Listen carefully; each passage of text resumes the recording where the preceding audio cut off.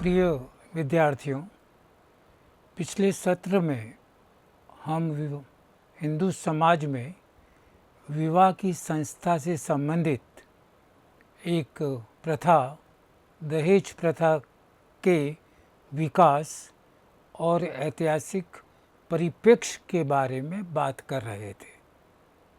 हमने मध्ययुगीन भारत, जिसे हम मेडाइवल इंडिया कहते हैं, उस समय काल में दहेज प्रथा की क्या परिस्थिति थी, क्या स्वरूप था, इसके बारे में चर्चा की थी। मध्ययुगीन भारत के बाद इतिहास में ब्रिटिश काल आरंभ होता है। मध्ययुगीन भारत के बाद ब्रिटिश काल में दहेज का व्यापक प्रसार दृष्टिगत होता है। शिक्षा के प्रसार के साथ साथ विवाह के बाजार में शिक्षित युवकों का मूल्य ऊंचा होता गया।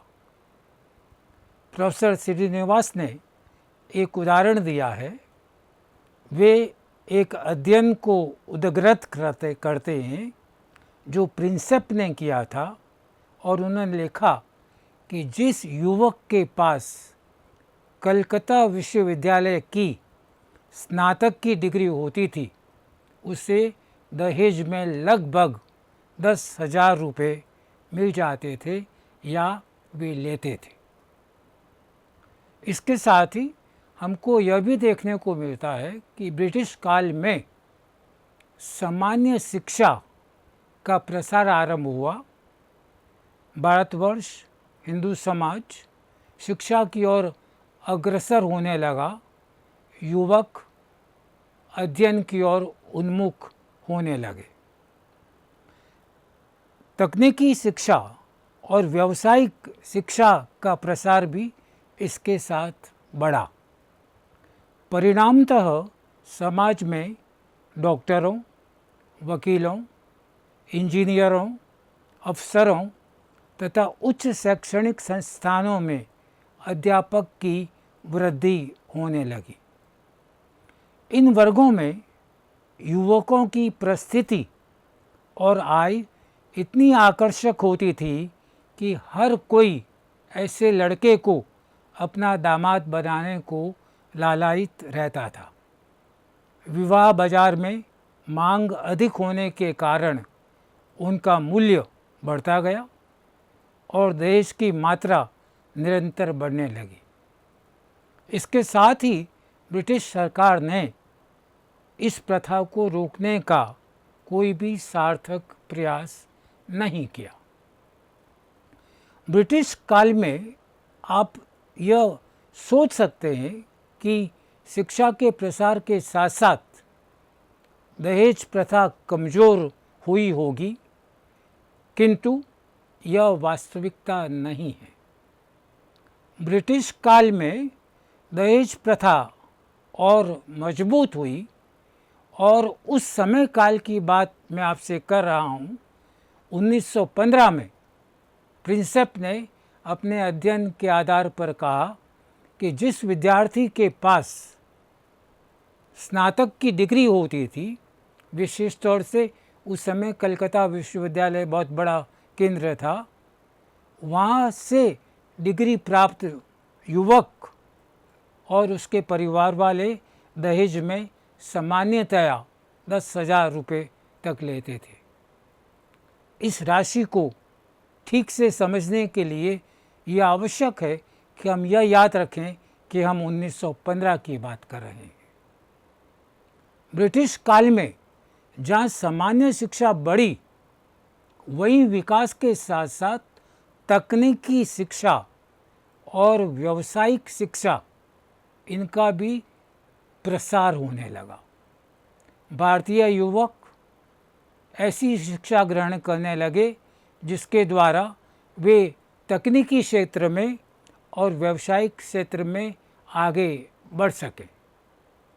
परिणाम यह हुआ कि ऐसी अध्ययन के बाद एक युवकों की ऐसी संख्या विकसित हुई, जैसे वकील, डॉक्टर, इंजीनियर, अफसर या उच्च शैक्षणिक संस्थानों के अध्यापक। इनकी सामाजिक परिस्थिति, सोशल स्टेटस दूसरे युवकों के तुलना में बहुत उच्च थी। चूँकि तकनीकी शिक्षा, व्यावसायिक शिक्षा और उनका एक बेहतर सर्विस में संलग्न होना उनको समाज में ऊंचा दर्जा प्रदान करता था। उनकी तनख्वाह, उनकी आय बहुत अधिक आकर्षक होती थी।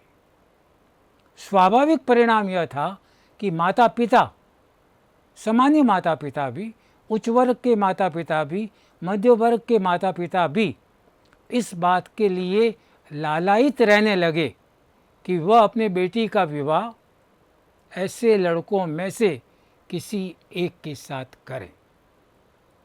अब आप गौर करें कि ऐसे युवकों की संख्या समाज में अपेक्षाकृत बहुत कम।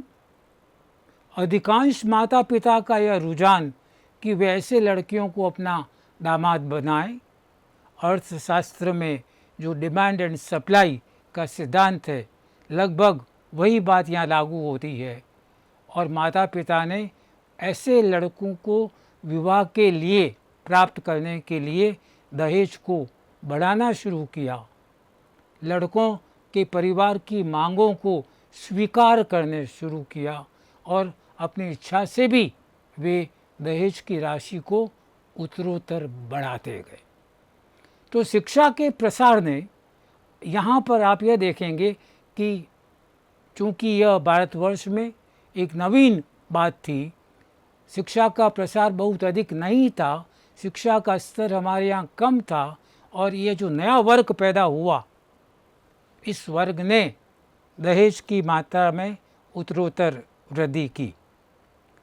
दहेज की मात्रा के बढ़ने के साथ साथ दहेज के स्वरूप में भी परिवर्तन आने लगा। विवाह के पूर्व ही दोनों पक्षों के माता पिता या अभिभावक प्रत्यक्ष या अप्रत्यक्ष रूप से यह तय करने लगे कि दहेज में क्या लिया जाएगा, क्या दिया जाएगा। वर पक्ष के लोग अपनी मांगों को सूचीबद्ध करके, लिस्ट बनाकर लड़की के परिवार वालों को देने लगे और उसमें जो मांगें जो रखी गई है उनकी पूर्ति करने लगे।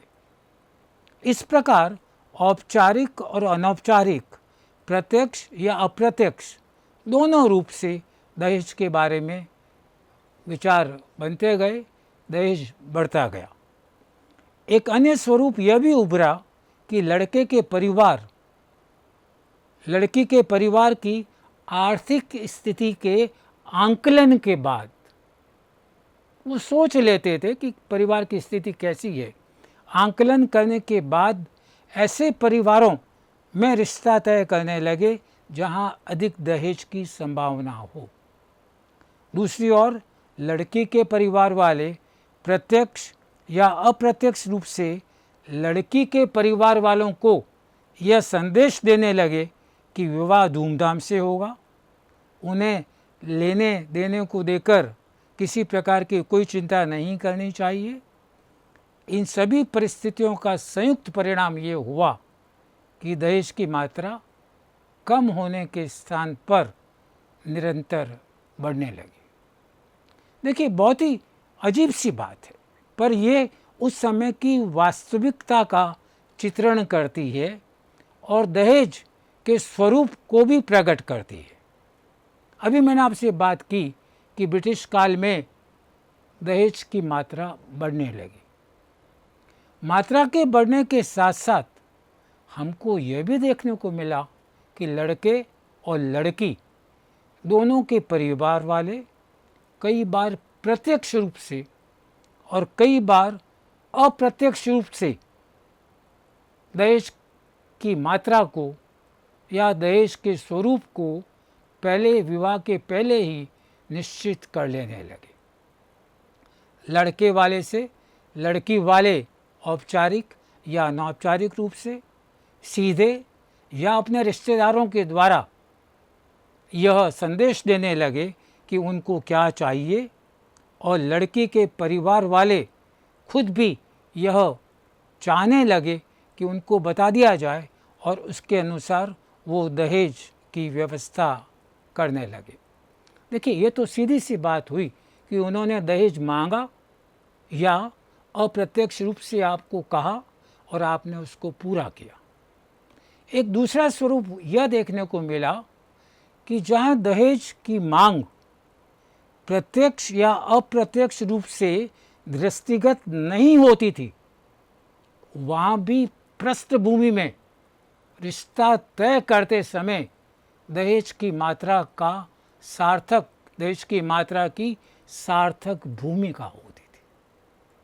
लड़के वाले लड़की का विवाह तय करते समय पहले ये आंकलन करने लगे कि जिस परिवार में वे शादी करने जा रहे हैं उसमें दहेज कितना देने का सामर्थ्य है, वे लोग कितना दहेज या नगद या उपहार भेंट में देंगे, इसका वे आंकलन करने लगे, भले ही प्रत्यक्ष रूप से उन्होंने नहीं माना। मैं अपने व्यक्तिगत अनुभव के आधार पर आपको कुछ उदाहरण दूं। लड़के वाले लड़की को देखने आए। लड़की शिक्षित, सुशील, सुंदर, अति सुंदर नहीं भी कहें आप। लड़के वालों ने देखा, बातचीत हुई। बातचीत में उन्होंने ये आंकलन किया कि यहाँ से बहुत अधिक दहेज नहीं मिल रहा है। उन्होंने रिश्ता ठुकराया। उन्होंने कहा कि लड़के को लड़की पसंद नहीं आई। तत्पश्चात उन्होंने अपने लड़के का संबंध जिस परिवार और लड़की के साथ किया, उस लड़की की शिक्षा, उसका सौंदर्य या और बातें पहले वाली लड़की की तुलना में कमज़ोर ही थी, उससे बेहतर नहीं थी। तो पहले रिश्ते को ठुकराना और दूसरे रिश्ते को स्वीकार करना, यह इस बात को प्रकट करता है कि उन्होंने दहेज के आंकलन पर उसका निर्धारण किया है। आपको ऐसे भी उदाहरण मिल जाएंगे, विवाह के पहले एक लिस्ट बनाकर लड़के वालों को दे दी जाती थी और वे लिस्ट के अनुरूप दहेज की व्यवस्था करते थे। कई परिवारों में आपने सुना होगा कभी तिलक देने की व्यवस्था है। यह तिलक क्या होता है? यह तिलक दहेज का एक स्वरूप है। लड़की वाले इतना कपड़ा इनको देना है, इसको ये भेंट देनी है, यह उपहार देना है, वे तिलक के रूप में उसकी उन मांगों को पूरी करते हैं। और सबसे बड़ी बात ये कि अनौपचारिक रूप की बातचीत में लड़के वाले स्वयं लड़के वालों को अप्रत्यक्ष रूप से यह संदेश देने लगे कि हम लड़की की धूमधाम से शादी करेंगे, आपको किसी प्रकार की चिंता नहीं करना है, सोचना नहीं है, बस आप तो हाँ कर दें।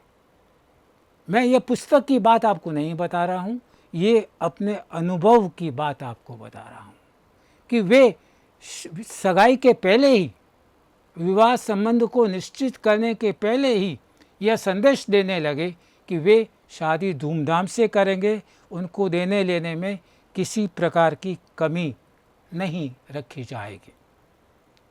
ये दो अलग स्थितियां हैं। एक यह कि दहेज की मात्रा बढ़ने लगी, दूसरा ये कि दहेज का स्वरूप बदलने लगा। प्रत्यक्ष रूप से मांग धीरे धीरे कम होने लगी, अप्रत्यक्ष रूप से बातें निर्धारित होने लगी। और ब्रिटिश काल के दौरान एक बात आप और गौर करें कि ब्रिटिश शासन में ब्रिटिश सरकार ने कभी भी यह प्रयास नहीं किया कि वह दहेज की प्रथा पर रोक लगाएं, उसके मार्ग में अवरोध पैदा करें। कारण बहुत स्पष्ट है।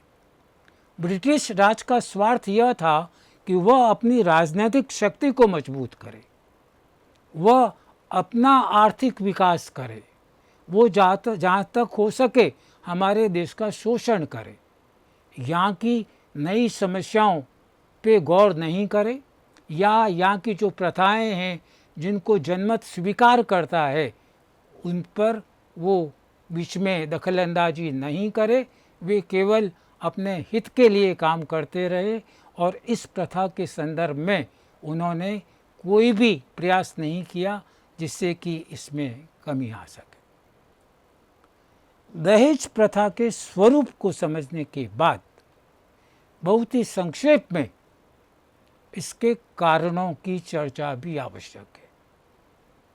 जो बहुत ही महत्वपूर्ण कारण हैं, सामान्य कारण हैं, उनसे आप परिचित भी होंगे। फिर भी बहुत ही संक्षेप में आपका ध्यान इस ओर आकर्षित करना चाहूँगा। दहेज प्रथा के आरंभ, प्रचलन और निरंतरता के कई कारण माने जा सकते हैं। मैं तीनों की बात कर रहा हूँ। शुरू कैसे हुई, प्रचलन कैसे बढ़ा और आज भी कैसे कंटिन्यू कर रही है। इसके महत्वपूर्ण कारणों में एक कारण है सामाजिक प्रथा। दहेज प्रथा लंबे समय से चली आ रही प्रथा है। प्रथाएं बहुत शक्तिशाली होती हैं, इन्हें बदलना कठिन होता है। दहेज प्रथा हमारे व्यवहार का प्रतिमान है जो पीढ़ियों से चला आ रहा था। इसे समाज का नैतिक अनुमोदन प्राप्त था। बहुत से लोग बिना किसी प्रश्न के दहेज इसलिए लेते और देते थे क्योंकि उनके माता पिता और उनके पूर्वज ये करते आए हैं। दूसरा कारण, उच्च परिस्थिति वाले या धनी परिवार में लड़के के विवाह की आकांक्षा। प्रत्येक माता पिता की यह आकांक्षा रहती है कि वे अपनी लड़की का विवाह ऐसे लड़के से करें जिसकी स्वयं की तथा परिवार की परिस्थिति सापेक्षिक रूप से ऊंची हो और वे आर्थिक रूप से संपन्न हो। इसी कारण वे दहेज की राशि में बढ़ोतरी करके ऐसे लड़के और परिवार के चयन का प्रयास करने लगे। पहली बात जो सबसे अधिक महत्वपूर्ण है और भारतवर्ष की जितनी भी सामाजिक समस्याएं परिवार के बारे में, जाति के बारे में, विवाह के बारे में रही है, उन सभी के पीछे हमारी प्रथाएं उत्तरदायी रही है। सदियों से चली आ रही है, परंपरा प्रथा का रूप ले चुकी है और प्रथा को बिना किसी प्रश्न के समाज के लोग स्वीकार कर लेते हैं। ये प्रथाएं कई बार इतनी शक्तिशाली होती है कि इनके आगे कानून, सामाजिक विधान ये भी कमज़ोर पड़ जाते हैं। मैं आपको दहेज प्रथा की बात तो आपसे कर ही रहा हूँ। जैसे बाल विवाह की प्रथा आप देखें, सामाजिक अधिनियम बनने के बाद भी बाल विवाह जारी रहे, उनमें निरंतरता रही। क्यों? क्योंकि बाल विवाह एक प्रथा के रूप में हमारे समाज का अंग बन चुकी थी। प्रथाएं जब शताब्दियों से आगे बढ़ती हैं तो जनमत उसके साथ होता है, उनको जनता का नैतिक समर्थन प्राप्त होता है। यही बात दहेज की प्रथा पर भी लागू होती। दहेज के साथ जनमत था, दहेज को नैतिक समर्थन था, दहेज को लेने वाला देने वाला दोनों ही कोई प्रश्न चिन्ह पैदा नहीं कर रहे थे। वे इसको स्वीकार कर रहे थे, इसको करना गलत नहीं समझते थे, और जब तक उसको प्रथा उन पर हावी रहेगी, वे गलत नहीं समझेंगे, तब तक इसके खिलाफ जनमत तैयार नहीं होगा, और जनमत तैयार नहीं होगा तो प्रथाएं उसी तरह निरंतर चलती रहेगी। दूसरी बात जो कि आज के समय के लिए भी सही है, मध्यकालीन युग में भी सही थी, ब्रिटिश काल में भी सही थी। लड़की वाला जब अपनी लड़की के रिश्ते की बात सोचता है, उसके विवाह की बात सोचता है, तो हर परिवार और हर अभिभावक, हर माता पिता के मन में यह बात होती है कि लड़की को ऐसा परिवार मिले जो आर्थिक रूप से संपन्न हो, संपन्न नहीं भी हो तो आर्थिक दृष्टिकोण से अच्छी स्थिति में हो, और लड़का भी वेल सेटल्ड हो, अच्छी परिस्थिति को रखता हो। जब ये कंसिडरेशन है, कंसिडरेशन करना गलत नहीं है, ऐसा सोचना गलत नहीं है, किंतु सभी माता पिता ये सोचते हैं कि हमको ऐसा लड़का चाहिए। ऐसे लड़के और ऐसे परिवार संख्या में अपेक्षाकृत कम होते हैं मांग की तुलना में। इस कारण ऐसे परिवार जिनको की कठिनाई से ऐसे वर प्राप्त हो रहे हैं, वे दहेज को माध्यम बनाकर ऐसे लड़के को प्राप्त करना चाहते हैं, ऐसे परिवारों को प्राप्त करना चाहते हैं। तीसरी बात, अंतर्विवाह। बहुत ही संक्षेप में आपको याद दिला दूं कि अंतर्विवाह क्या है। अंतर्विवाह का मतलब अपनी ही जाति में विवाह करना। भारतीय समाज में जाति व्यवस्था बहुत शक्तिशाली रही है, बहुत प्रबल रही है। जाति व्यवस्था के जो विभिन्न नियम थे, संस्तरण की बात छोड़ दीजिए, मैं बाकी विशेषताओं की चर्चा भी अभी आपसे इस मौके पर नहीं करूँगा, किंतु अंतर्विवाह की व्यवस्था एक ऐसी व्यवस्था थी जिसने दहेज को बढ़ाया है। अंतर्विवाह का अभिप्राय यह कि व्यक्ति अपनी ही जाति में विवाह करे। अगर ब्राह्मण है तो ब्राह्मण में विवाह करे, राजपूत है तो राजपूत में विवाह करे, ओसवाल है तो ओसवाल में विवाह करे। न केवल इतना, प्रत्येक जाति में कई उपजातियां होती थी, और जो उपजातियां होती थी, जैसे ब्राह्मण एक जाति हुई, उसमें कई उपजातियां, उनमें भी एक संस्तरण होता था कि ये उपजाति ऊंची, ये इससे नीचे, ये इससे नीचे, ये इससे नीचे। तो विवाह न केवल जाति के अंतर्गत सीमित हो गए, बल्कि कई बार उपजातियों तक सीमित हो गए। और इसका परिणाम यह हुआ कि लड़के वाले या लड़की वाले जब उसके जीवन साथी का चयन करने के बारे में सोचते, तो चुनने का दायरा बहुत सीमित हो जाता। वे ब्राह्मणों में ही अपने बच्चे की तलाश करने लगे। उसके बाद सोचना संभव ही नहीं था, बल्कि समाज उस समय उस पर अपनी प्रतिक्रिया के रूप में उनको दंडित भी करता था। इसका परिणाम ये हुआ कि जब आपका दायरा बहुत सीमित है और आपको एक ऐसा लड़का चाहिए, ऐसा परिवार चाहिए जिसकी की सामाजिक परिस्थिति काफ़ी ऊंची हो, तो आप दहेज के माध्यम से ऐसे लड़के को प्राप्त करने का प्रयास करेंगे। आपको याद दिला दूं, आज के समय में अंतर्विवाह की प्रथा कमज़ोर पड़ चुकी है। आज ये आवश्यक नहीं है कि व्यक्ति का विवाह उसकी ही जाति में हो, जाति के बाहर विवाह किया जा सकता है, और ऐसा करने पर समाज किसी भी प्रकार का दंड नहीं दे सकता है। यानी अंतरजातीय विवाह को वैधानिक मान लिया गया है, और इस वैधानिकता के कारण अब चयन आसान हो गया है। जाति व्यवस्था से संबंधित विवाह की एक और परंपरा रही है जिसको हम अनुलोम विवाह कहते हैं। हिंदू सामाजिक व्यवस्था में अंतर्विवाह के साथ साथ अनुलोम विवाह को भी स्वीकार किया गया है।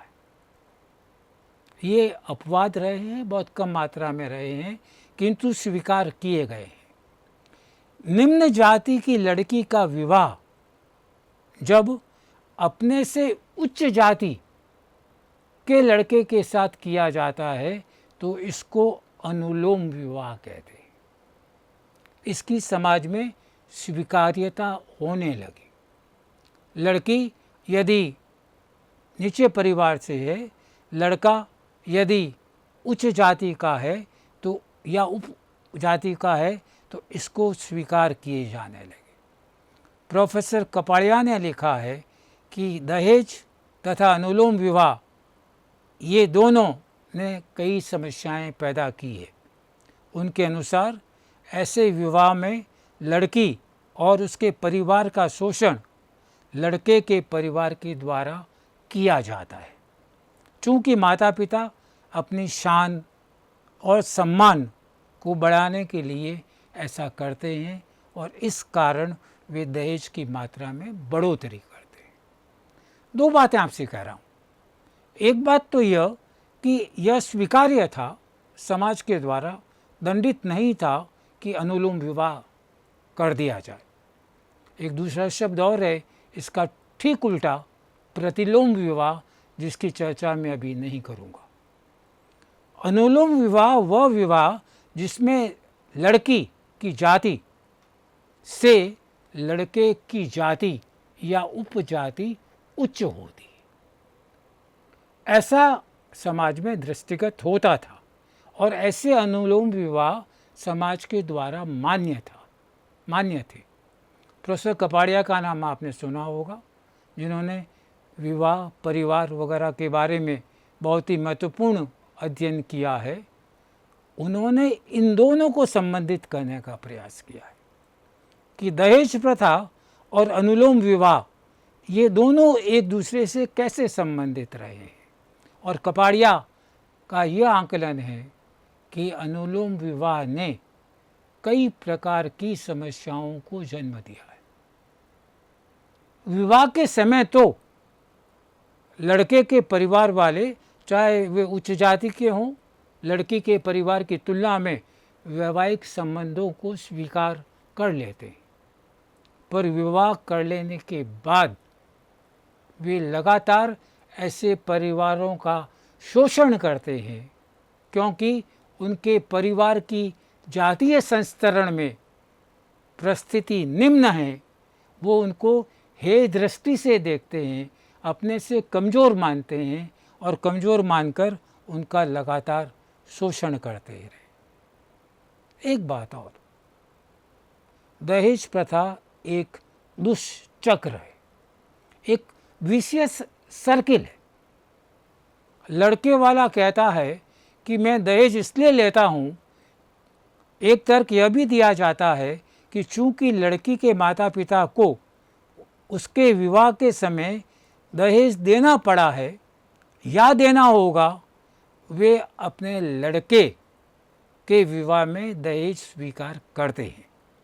यह एक ऐसा दुष्चक्र है जो दहेज की परंपरा को बढ़ाने में सहायक होता है। आप ऐसे परिवार वालों से बात कीजिए जो बहुत शिक्षित है, बहुत संपन्न है, लड़का वेल सेटल्ड है। आपने दहेज क्यों लिया? पहली बात तो कहेंगे नहीं लिया, और लिया तो दबी चबान से, ख़ास तौर से मध्यम वर्ग के परिवार, निम्न परिवार के व्यक्ति आपको यह कहेंगे कि जब उनके परिवार में लड़की की शादी होगी तो उनको दहेज देना पड़ेगा। इस कारण वे दहेज को स्वीकार करते हैं ताकि अपने लड़की के परिवार विवाह के समय दहेज दे सके। तो ये वे प्रमुख कारण हैं जिन्होंने जाति प्रथा को आज भी मजबूती में बनाए रखा है।